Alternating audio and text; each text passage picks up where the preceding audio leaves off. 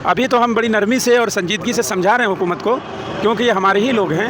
हुकूमत समझ सही है या गलत है? ये अच्छा होता तो हम धूप में आते ही क्यों। जाहिर सी बात है कि आप वक्फ कानून ला रहे हैं और इतनी सारी हमारी कब्रिस्तान बनी हुई है जिसमें हमारे आबा व अजदाद की कब्रें बनी हुई हैं, और आप अचानक से कागज़ मांगेंगे। बहुत सारी ज़मीन ऐसी हैं कि जो लोगों ने इसे दान कर रखा था, 200 साल 300 साल 400 साल पुरानी कब्रें हैं, तो ऐसी के लिए आप कागजात मांग रहे हैं। और ये मस्जिदों के ऊपर डाका है, हमारी वक्फ की जायदाद के ऊपर डाका है, तो हम चैन से सोने वाले नहीं हैं, बैठने वाले नहीं हैं। और हुकूमत को बता देना चाहते हैं कि आखिरी सांस तक हम इसके लिए जद्दोजहद करते रहेंगे, कोशिश करते रहेंगे। तो ये वक्फ कानून जो लाया गया, इससे आप क्या संतुष्ट हैं क्या? वक्फ कानून 2025 जो अभी बनाया गया है, ये जाहिर है कि बिल्कुल मुसलमानों के हक़ पर डाका है, शरीयत में मुदाखलत है। और मुसलमान हर चीज़ बर्दाश्त कर सकता है, लेकिन अपनी शरीयत में मुदाखलत बर्दाश्त नहीं कर सकता। मुसलमान के लिए शरीयत सबसे मुकद्दम और अहम चीज़ है। सरकार हैं, आप सबके बाप हैं, तो जाहिर सी बात है आपको देना है, तो सरकार के पास बहुत बजट है, बहुत बजट है। आप हमसे लेकर के आप न जाने क्या क्या स्कीम चला रहे हैं, तो गरीबों को, मिस्किनों को, यतीमों को और इसी तरीके से गैर मुस्लिमों को देने का काम करें, न कि हमको बेवकूफ़ बनाएं। इतनी फ़िक्र है, हमारे गैर मुस्लिम भाई इतने गरीब नहीं हैं। आप सरकार में आप सबके कुछ लुट जाएगा तो हम कैसे मानेंगे? ये तो अकल को लगती बात है। अगर हम नरेंद्र मोदी का घर छीन लें, उनका मकान छीन लें, तो क्या वो बर्दाश्त कर लेंगे? वो अपने ऊपर फिट करें इस बात को। जब वो नहीं बर्दाश्त करेंगे तो हमारा कैसे छीन रहे हैं वो? हम कैसे बर्दाश्त करेंगे? किसी एक अदना आदमी का भी एक बात। हेलो दोस्तों, नमस्ते, अस्सलाम वालेकुम। खास करके जो वक्फ बिल लेके जो खास करके जो पूरे भारत में खास करके हर जगह जो पूरा रोड पर लोग प्रदर्शन कर रहे हैं, उसी के सिलसिले में खास करके हम अभी अररिया 0 माइल पहुंचे हुए हैं। और खास करके यहाँ पर जो खास करके जो वक्फ बिल के सिलसिले में खास करके जो यहाँ पर इन लोग का क्या मांग है और क्या इन लोग कहना चाहते हैं वक्फ बिल पर, तो खास करके जो सबसे पहले तो मौलाना साहब, क्या नाम हुआ आपका? मेरा नाम जुनैद अहमद कासमी हुआ जी। और खास करके जो आज प्रोटेस्ट खास करके जो देखे बहुत ज़ोरों शोरों से, बहुत ही देखे बहुत भीड़ थी, तो क्या आज का विषय रहा? जी, ये मुसलमानों के ख़िलाफ़ ये हुकूमत जो है आए दिन मुख्तलिफ़ तरह के कानून बनाने पर तुली हुई है, जो कि संविधान के भी ख़िलाफ़ है, दस्तूर के भी ख़िलाफ़ है, और जो बुनियादी आर्टिकल्स हैं उन सब के भी ख़िलाफ़ है, और जमहूरियत के भी ख़िलाफ़ है। और ख़ुद सुप्रीम कोर्ट ने हुकूमत के ख़िलाफ़ बात की है। तो हुकूमत मुख्तलिफ़ तरह से चाहती है मुसलमानों को कुचल दें, नफसियाती तौर पे भी, ज़हनी तौर पे भी, मुआशी तौर पे भी, माली तौर पे भी। हर तरह से मुसलमानों पे दबाव बना रही है हुकूमत। हालांकि इतने ज़माने से हिंदुस्तान में हुकूमतें आती रही हैं, बनती बिगड़ती रही हैं, लेकिन जिस तरह से ये हुकूमत कर रही है, ये पूरे मनसूबाबंदी के साथ, पूरी प्लानिंग के साथ मुसलमानों के ख़िलाफ़ ये मुख्तलिफ़ तरह के हथकंडे अपना रही है और मुख्तलिफ़ तरह का जुल्म ढाने पर तुली हुई है। ये इसके लिए हुकूमत के लिए अच्छा नहीं होगा। अभी तो मुसलमान हुकूमत को समझा रहे हैं कि हुकूमत समझ जाए, चूँकि हुकूमत भी हमारी है और ये लोग भी हमारे हिंदुस्तान के रहने वाले हैं, कोई बाहर से नहीं आए हैं। लेकिन अगर समझ जाए तो ठीक है। अभी के हिसाब से 5 मई को खास करके जो लास्ट खास करके सुप्रीम कोर्ट में जो सुनवाई है, इसमें नहीं मानने के बाद तो फिर आगे आप लोग कार्रवाई कीजिएगा? नहीं मानिएगा इसके लिए? जाहिर सी बात है, हमारा सब कुछ लुट जाएगा तो हम कैसे मानेंगे? ये तो अकल को लगती बात है। अगर हम कि ये मुल्क हमारा है, हम सब का है, चाहे हिंदू हो, मुस्लिम हो, जो भी हो, सब का है। इसलिए सबको अधिकार है, हक़ है आज़ादी के साथ जीने का, रहने का।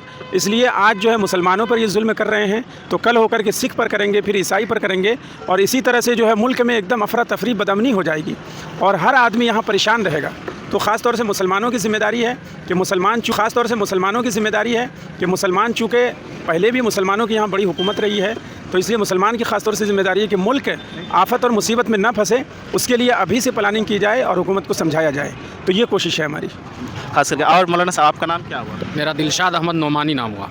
तो खास करके जो ये वक्फ बिल लाया गया, खास करके ये तो दोनों सदनों में पास कर दिया गया और ये पूरे भारत में लागू भी कर दिया गया, लेकिन इसके अपार्टमेंट में खास करके देख रहे हैं कि आप लोग प्रोटेस्ट कर रहे हैं। आईनी हक़ जो हम लोगों को हासिल है, हम लोग वो कोशिश कर रहे हैं और मरते दम तक करते रहेंगे। और हमारे साथ बहुत सारे लोग, हिंदू, मुस्लिम, सिख, ईसाई सब आ रहे हैं, और सब लोग समझ रहे हैं कि आज ये मुसलमान के लिए ये लोग ये काम कर रहे हैं, कल होकर के वो सिख के लिए करेंगे, कल होकर के वो दलित के लिए करेंगे, क्रिश्चियन के लिए करेंगे। इसलिए सब लोग हमारे साथ हैं और हम सब मिल करके इस बिल को जब तक वापस नहीं लेंगे तब तक हम लोग नहीं छोड़ने वाले हैं। और ये भी याद रखिए कि ये लोग एक एजेंडा देते हैं कि वक्फ बिल हम इसलिए लाए हैं कि इससे गरीब मुसलमान को फ़ायदा होगा।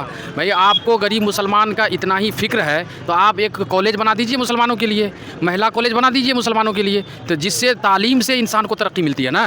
तो तालीम से तरक्की मिलती है, तो उस पर तो कोई काम कर नहीं रहे हैं। और खाली देश के बाशिंदों को, देश के लोगों को, जनता को ध्यान को भटकाने के लिए ये तरह तरह के बिल लाते हैं और देश में कोई तरक्की का काम तो कर नहीं रहे हैं। बस ध्यान खाली भटकाने के लिए आज देश कर्जे में चला गया है और सारी चीज़ें महंगी हो गई है, उस पर इनका ध्यान नहीं है और सिर्फ जो है जनता को भटकाने के लिए तरह तरह के बिल लाते हैं। अगर इनको मुसलमान की फ़िक्र है, मैं मोदी जी से और गृह मंत्री जी से और राष्ट्रपति से या देश के तमाम हुक्मरान जमातों से कह रहा हूँ कि अगर आपको मुसलमान की इतनी फ़िक्र है तो आप मुसलमान के लिए एक अलग कॉलेज बना दीजिए, सिर्फ मुसलमान ही के बच्चे उसमें पढ़ेंगे। और नहीं तो ऐसा कीजिए कि कम से कम हर स्टेट में एक मुसलमान के लिए कॉलेज बना दीजिए, यूनिवर्सिटी बना दीजिए, तब समझेंगे कि आप मुसलमानों के हित में काम कर रहे हैं। और आपके सदन में, दोनों सदन में आपके पार्टी की तरफ से कोई मुसलमान संसद नहीं है और मेरे ख्याल से कोई MLA भी नहीं होगा इनका, तो आपको ये मुसलमान की फ़िक्र आई कहाँ से? ये मक्कारी है, ये झूठ है, ये झूठ और मक्कारी से सरकार बाज आ जाए। और देश के जनता, जो सेकुलर जनता है, मैं उनसे भी गुजारिश कर रहा हूँ कि आप इस चाल को समझिए और चाल को समझ करके आप जो है देश के हित में और कानून और आइन की हिफाजत के लिए हम सबको आगे आना होगा, तब हमारा देश बचेगा। जब देश हमारा बचेगा तब हम लोग सुकून के साथ इस देश में रहेंगे। और कहाँ से आए मौलाना साहब? मैं हसनपुर रानीगंज, अररिया ज़िला का प्रखंड है रानीगंज, वहाँ से आया हूँ। और खास करके आप मौलाना साहब, क्या नाम हुआ आपका? मेरा नाम शाहनवाज आलम हुआ। तो वक्फ बिल खास करके जो ये लाया गया, इस पर क्या कहना चाह रहे हैं आप? मैं तो यही कहना चाह रहा हूँ कि 2014 में ये सरकार आई है, बीजेपी सरकार, उस वक्त से लेकर के अब तक जब इसका नारा था, फर्स्ट नारा था सबका साथ, सबका विकास, सबका विश्वास, न मुसलमानों का साथ है न कुछ है, सिर्फ बेवकूफ़ बनाया था। हम लोग बेवकूफ़ी में आ करके इनको वोट दे करके इनको सरकार बनाया। जब ये सरकार में सत्ते में आ गए तो अब हमको देने के बजाय हमसे लेने का काम कर रहे हैं। और हमसे लेकर के इतनी फिक्र है हम लोगों की, तो हम लोगों से लेकर के नेहरू मोदी न जाने कौन कौन बेवकूफ़ हमको दे करके यहाँ से करोड़ों रुपया लेकर के जा रहे हैं। अगर इतनी आपको फिक्र है तो उनको लाइए, उनसे पैसा लीजिए, ले करके हम लोग को दीजिए ना।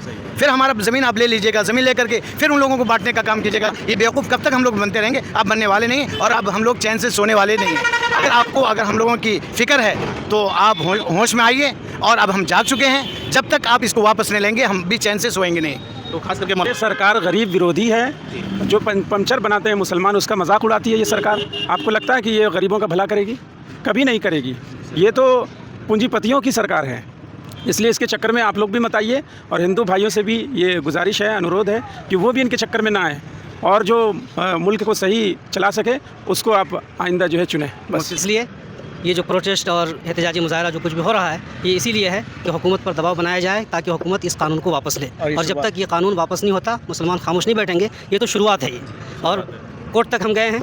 कोर्ट से क्या फ़ैसला आता है, उम्मीद है कि अच्छा फ़ैसला आएगा। नहीं आया फ़ैसला हमारे हक़ में तो फिर हमारी ये तहरीक जारी रहेगी, कोशिशें जारी रहेंगी और उस वक्त तक हम ये कोशिश करते रहेंगे और लड़ते रहेंगे जब तक हमारी सांस में सांस है और खून का आखिरी कतरा तक हम बहाने के लिए तैयार हैं। बिल्कुल। खास करके थोड़ा मौलाना साहब आपसे भी थोड़ा सा सोचिए, सामने थोड़ा सा, ये थोड़ा सा उधर अंधेरा आ रहा है। तो खास करके हुकूमतें बनती भी हैं, बिगड़ती भी हैं। आज अगर दिन है तो कल रात भी होगी, और अगर आज हमारे लिए रात है तो कल दिन भी इंशाल्लाह होगा, कल सवेरा भी होगा। इसके लिए हम नहीं घबराते, नहीं हिम्मत हारते हैं और आखिरी सांस तक जद्दोजहद और कोशिश को जारी रखें इंशाल्लाह। खास करके देखिए, अभी जो खास करके जो वक्फ बिल के जो है खिलाफ में खास करके जो हम अभी जो बात किए हैं, आप समझ सकते हैं कि खास करके जो खाली होने नहीं देंगे। हमको हाई कोर्ट, सुप्रीम कोर्ट तक जाना पड़ेगा, लेकिन हम जाएंगे, या हम मरते दम तक भी लड़ना पड़ेगा। तो मुझे लड़ना होगा। तो मैं